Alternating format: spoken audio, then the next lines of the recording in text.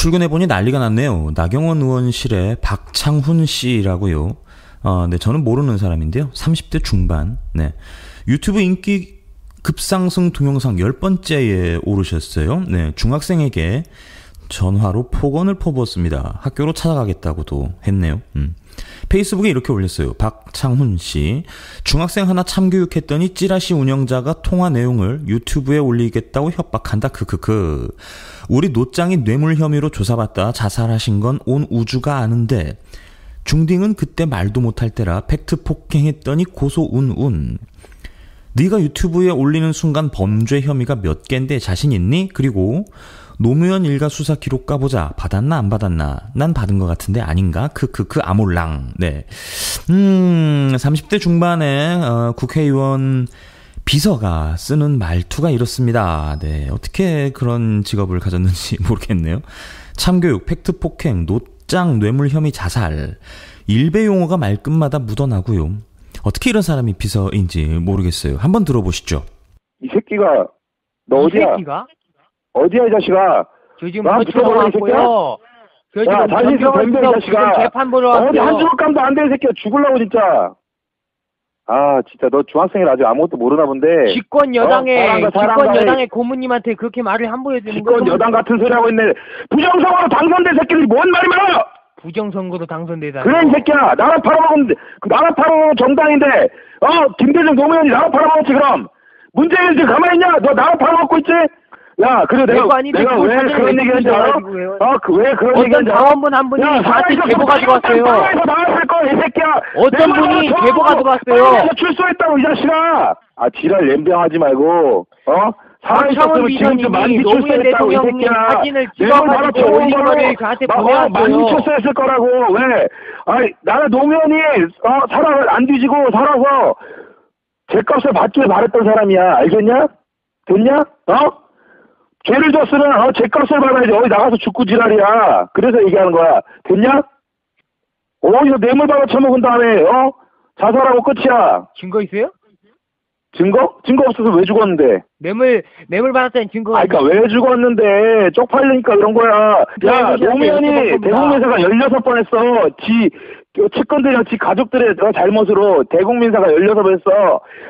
박근혜 대통령보다 더 심한 짓도 많이 했는데, 그냥 죽었지. 국민을 사형당한 거야, 이 자식아. 알겠냐? 국가돈을 횡령을 했잖아요. 국가돈 횡령 안 했을 것 같아? 없다고? 예, 없어요. 너 모르겠지만 샘물교회 국가돈을 횡령한 일이 없어요. 국가돈을 횡령한 일도 없고 통장에 통장에 예금밖에 없어요. 신고할 때부터. 야, 너 인마 말도 못할 때 얘기야. 뭘 알고 얘기하라고. 너 말도 못할 때 얘기라고. 야, 내가 지금 당장 너한테 기사 링크 보여줄 수 있는 게 수천 개야. 노무현 딸이 노무현 이름 팔아가지고 노무현 딸이 돈 받고 마누라가 돈 받고 아들이 돈 받고 온 가족이 돈 받은 거. 수도 없이 증거가 있다고. 아니에요? 뭐라고? 그 조중동 본인이 기사 인정했다고 임마. 본인이 검찰 조사에 인정한 거. 아니 그 조중동 기사 아니에요? 노무현 대통령이 인정한 부분도 몇 가지 있지만 인정하지 않은 부분 중에 노무현 대통령이 직접적으로 뇌물을 안 받았다며 네 입으로. 근데 무슨 인정한 부분이 있어. 노무현 대통령이 뇌물을 안 받았다고 인정한다니까요. 노무현 대통령이 안 받았다고. 잘 모르면 잘 아는 사람이 얘기한 거에. 노무현 대통령이 이게 맞는 것 못 받았다고 아니 안 받았다고 얘기하셨어요. 노무현 대통령이 안 받았다고 얘기하셨어요. 가족들이 받은 건 인정한다고. 본인이 받았잖아. 본인이 안 받았다니까요. 하하. 야, 대통령 마누라고 대통령 자식이면 대통령 보고 돈 준 거지. 대통령 마누라한테 돈을 왜 주냐? 그게 어떻게 말이 돼요? 야, 노무현 대통령이 본인이 하는 얘기라고. 노무현 대통령 가족들이 받았잖아요. 노무현 입으로 얘기했다고. 대통령 가족이 돈 받은 거 대통령 보고 주는 거지. 그게 그러니까 대통령한테 돈 준 거라고. 가족들한테 준 거라고. 억울하면 노건평 어르신한테 그걸 줘가지고 노건평 어르신이 낚인 거죠. 노무현이 왜 죽었냐고. 뇌물 안 받아서 괴로우니까 죽죠. 괴롭긴 지가 돈 받았으니까 죽은 거야. 가족들이 받아가지고 그러니까 괴로우니까 죽죠. 야, 조만간에 얼굴 한번 보자. 내가 찾아갈게, 니네 학교로. 한번 어떻게 되는지 보자. 알겠냐? 어디 조그만 놈이 버르장머리 없이 무서운 거 없지? 야, 니네 당에서도 보니까 이 사람 저 사람 내가 다 너에 대해서 물어보니까 그 새끼 미친놈이니까 말하지 말래. 야 됐고 조만간에 나 봤을 때 누구냐고 쫄지 마 이 자식아. 알겠어? 당당하게 한번 얘기해봐. 그게 누구냐고 묻잖아요. 댐비라고 이 자식아. 그게 누구냐고 묻잖아요. 그러나 이 새끼야. 너 이거 지금 다 녹음하고 있어. 요건 것까지. 너는 이걸로 해서 내가 고발을 할 거니까. 고발 같은 소리 하네. 네가 뭔데? 그래 계속 해봐. 너 그래서 노무현이 돈 받아 처먹었어? 그래. 어디서 받았어 노무현이? 노무현이 입으로 얘기했어. 노무현이 대통령 가족한테 돈 준 건 대통령한테 준 거야. 다른 게 없다고. 그러니까 네가 지금 그리고 네가 전화 통화해요. 네가 유튜브에 올리면 너 구치소 나가 그럼. 바로 고소할 테니까. 구치소 바로 고소할 테 협박하고 있어 이 새끼가 어디서. 네 뭐하는 새끼인데 서울에서 백은종? 네 뭐하는 새끼인데 네가 법 위에 있어? 어디서 협박을 하고 있어 이 새끼가? 법이 없는 놈인데 이것까지 다 올릴게 내가. 올려봐. 지금 어디 정신 나간 놈 아니야? 들어봐. 네 얼굴까지 다 공개해서 올릴 거니까. 그래 협박해 이 자식아. 이 자식이 법무사인 줄 모르고 있어. 요거 그래 계속 해봐. 너 욕한 거 다 올라가니까 네가 욕했잖아 이 자식아. 70이 다 된 사람인데 네가 계속 지금 욕을. 나이 처먹었으면 나이값을 해.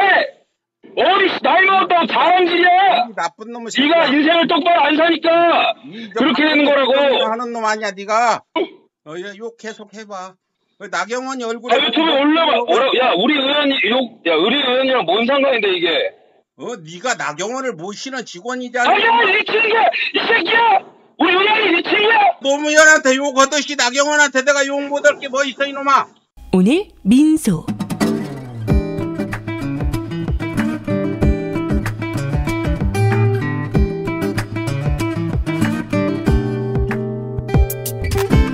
배짱은 어디 가고 논란이 되니 사과를 했네요. 네, 페이스북에요. 댓글이 장난이 아닙니다. 참교육했다더니. 네. 사실 이 발언은 꽤 문제의 소지가 있습니다. 노무현 전 대통령이 뇌물을 받아서 자살했다는 주장. 이게 그 조현우 경찰청장이 이 주장을 폈다가 사자 명예훼손으로 징역 1년을 받은 바 있죠. 사자 명예훼손은 꽤 형량이 무거운 편입니다. 왜냐하면요, 죽은 사람은 반론권이 인정되지 않잖아요. 네. 노무현 재단이 어떤 입장인지는 모르겠습니다만, 네, 그저 사사로운 일개 사선 의원의 비서 이야기로 치부하기는 조금 어려워 보이지 않나 싶어요. 이래서 완장을 아무나 채워주면 안 되는 겁니다. 의원이 사선이지 지가 사선인 줄 알아요? 이것들은 정치도 페이스북으로 합니다. 나경원 의원도 사과를 했어요. 금일 의원실 소속 비서의 적절치 못한 언행으로 인해 피해를 입은 당사자분들에게 진심으로 사과드립니다. 해당 직원은 본인의 행동에 대해 깊이 뉘우치고 있으며 이에 대한 책임을 지고 사직서를 제출하였습니다. 이런 거 많이 보셨죠? 전문 용어로 이렇게 말합니다. 꼬리 자르기.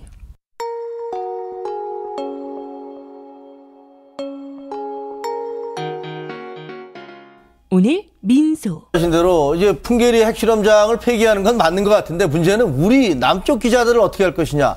북한은 풍계리 핵실험장 폐기 우리 측 취재진 명단을 접수하지 않고 있는 상황입니다. 통일부 백태현 대변인의 얘기를 한번 들어보겠습니다. 정부는 오늘 판문점 연락사무소 통화 개시와 함께 풍계리 핵실험장 폐기 행사에 참석할 우리 측 기자단 명단을 통보하려고 하였으나 북측은 아직까지 통지문을 접수하지 않고 있는 상황입니다. 자, 지금 들으셨습니다만 강 의원. 네. 북한 왜 저러는 것 같아요?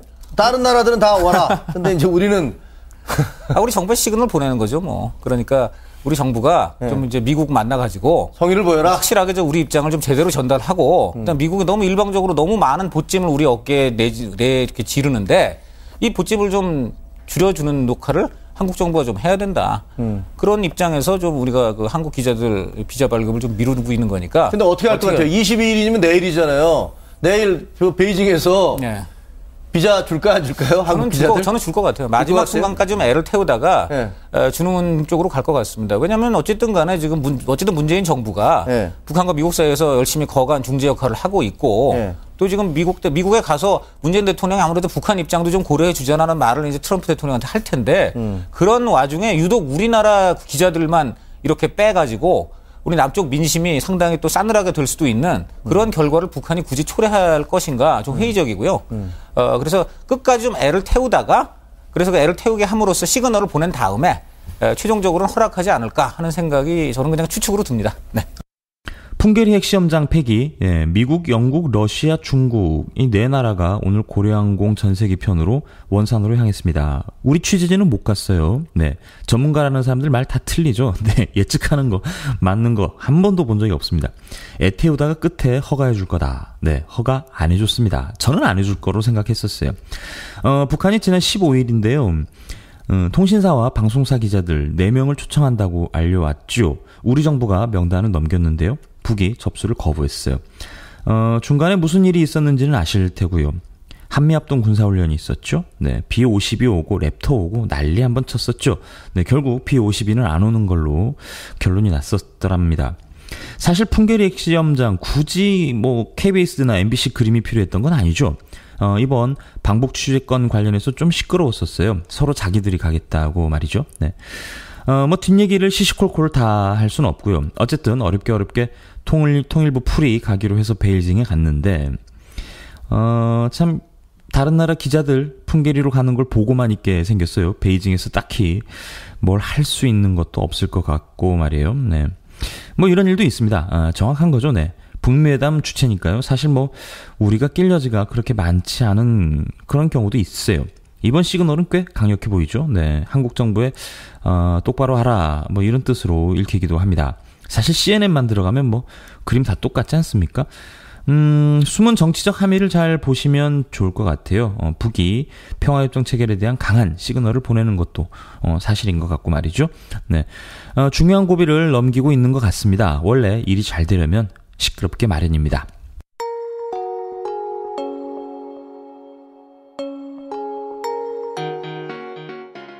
오늘 민소 쇼티, 정혜림 아나운서의 쇼티 전해드립니다. 선거 나가려면 얼마 필요해 영상인데요. 민중의 소리 유튜브 채널에서 만나실 수 있어요. 함께 하시죠. 선거에 관한 경비는 정당 또는 후보자에게 부담시킬 수 없다. 우리 헌법에서는 돈이 없어도 누구나 선거에 입후보할 수 있다고 규정합니다. 과연 그럴까요? 오늘 쇼티에서는 억소리 나는 선거 비용에 대해 함께 알아보도록 하겠습니다. 선거를 흔히 쩐의 전쟁이라 부릅니다. 그만큼 선거에 많은 돈이 나간다는 말인데요. 홍보 문자를 보내는 일, 심지어 예비 후보에 등록하는 것까지 모두 돈이 필요합니다. 최소한의 비용으로 한번 계산해 볼까요?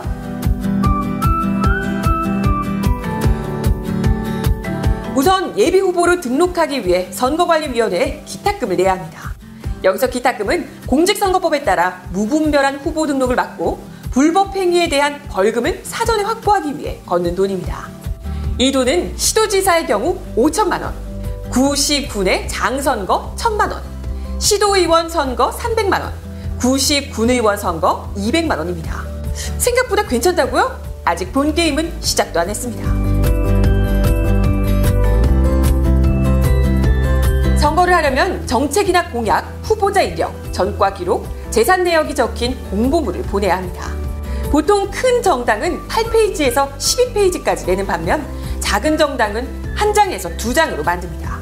필수로 보내야 할 세대수가 정해져 있다 보니 꾹꾹 눌러 담아서 한 페이지를 만들어도 선거구의 가구수만큼 인쇄를 해야 합니다. 서울에 출마하는 국회의원 기준으로 하면 최소 600만 원이 든다고 하네요. 구의원이면 좀 덜 들겠지만 아무리 적게 잡아도 100만 원은 좋게 들어갑니다. 혼자서 홍보도 하고 인터뷰도 하고 회계도 하고 일정도 짤 수는 없겠죠? 선거를 도와주는 사람이 필요합니다. 보통은 사무장과 회계 책임자는 반드시 들어가는데요. 이 사람들은 경력에 따라 비용이 천차만별로 달라집니다. 최저일당이 7만 원 선이지만 당원들이 자원으로 한다는 가정하에 0원이라고 계산하겠습니다. 3개월 동안 사용할 선거사무실 임대료도 필요하죠. 보통 100만 원 선에서 150만 원 선으로 임대료가 들어가는데요. 여기에 선거사무실 앞에 걸어놓을 현수막 비용도 추가되죠. 계산하면 최소 450만 원이 들어가네요.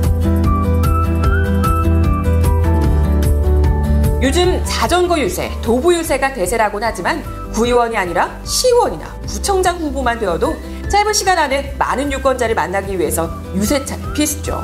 여기에 운전기사도 고용해야 합니다. 차를 몰려면 기름도 넣어야 하고요. 그럼 3개월 유세차를 빌리고 운전기사를 고용하는 데 드는 비용은 약 1,000만 원 정도가 필요합니다. 정리해볼까요? 여러분이 구의원에 출마한다고 했을 때 다른 비용을 안 들이고 가장 기본적인 비용이 기탁금 200만 원, 공보물 100만 원, 인건비 0원, 300만 원이 기본이고요. 여기에 선거 사무실을 두면 450만 원이 추가, 유세차를 만들었다면 1,000만 원이 추가됩니다. 이 돈은 구에서 시 단위로 올라가면 배 이상 쭉쭉 늘어나죠. 돌아다녀야 하는 지역도 늘어나고 홍보해야 하는 유권자 수도 많아지니까요. 한 예로 2014년 6.14 지방선거 당시 이낙연 당시 전남도지사는 우선 벽보 등 인쇄물 제작에 1억 원, 지역별 선거사무소 직원 등 관계자에게 지급된 수당 3억 3천만 원, 선거군의 현수막 제작에 5,574만 원, 방송 출연해서 방송을 할 때마다 건당 1,876만 원, 이외에도 홍보 문자 발송, 여론조사 등 총 7억 6,366만 원을 사용했습니다. 단 2주 동안의 말입니다. 너무 놀랄 필요도 없습니다. 2014년 당시 시도지사 1인당 평균 선거 비용은 7억 6,300만 원 선이었던 걸 생각해보면 가장 일반적인 일이라고 보는 게 맞겠네요. 후보에서 선출이 되고 나면 정당에서 돈을 지원해 주는데요. 정당은 국가에서 지급하는 정당 보조금으로 선거 비용을 충당합니다.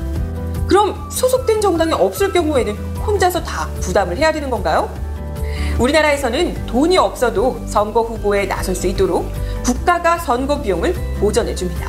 따라서 돈이 없어도 누구나 선거 후보에 등록할 수 있습니다.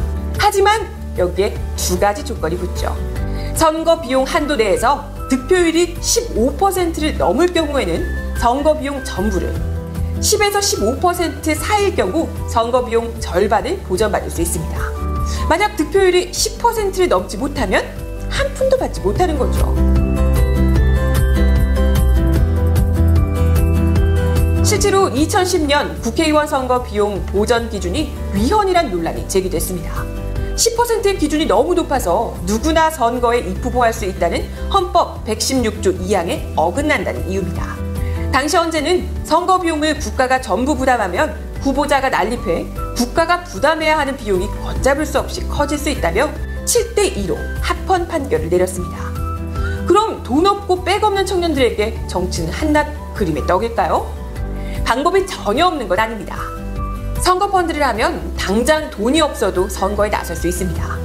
선거 펀드는 투자자들에게 투자받은 돈으로 선거운동을 해서 선거가 끝난 뒤 보전받은 선거 비용으로 원금과 이자를 상환하는 방식이죠. 처음에는 유명세 있는 정치인 중심으로 이루어졌지만 요즘에는 온라인 플랫폼을 중심으로 많은 후보들이 펀드를 활용하고 있습니다.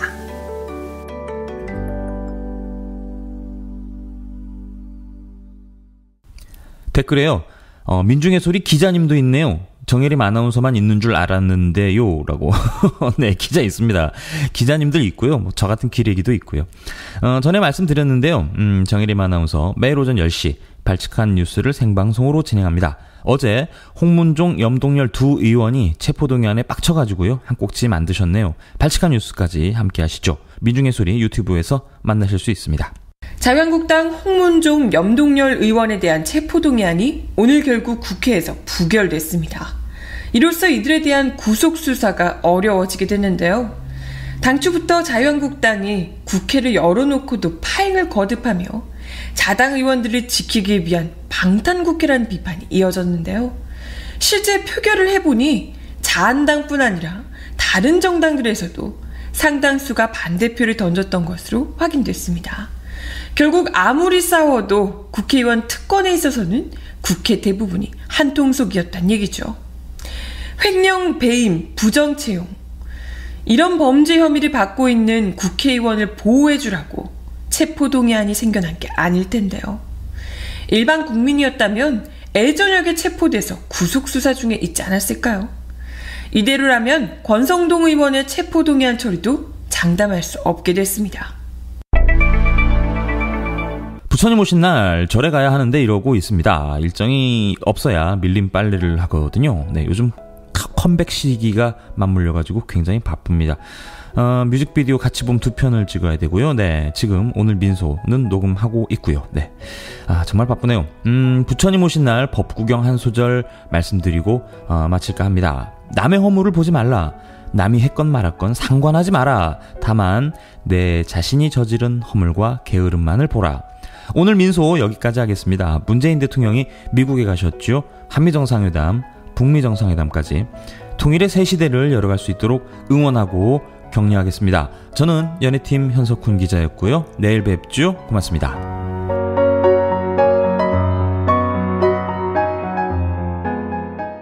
오늘 민소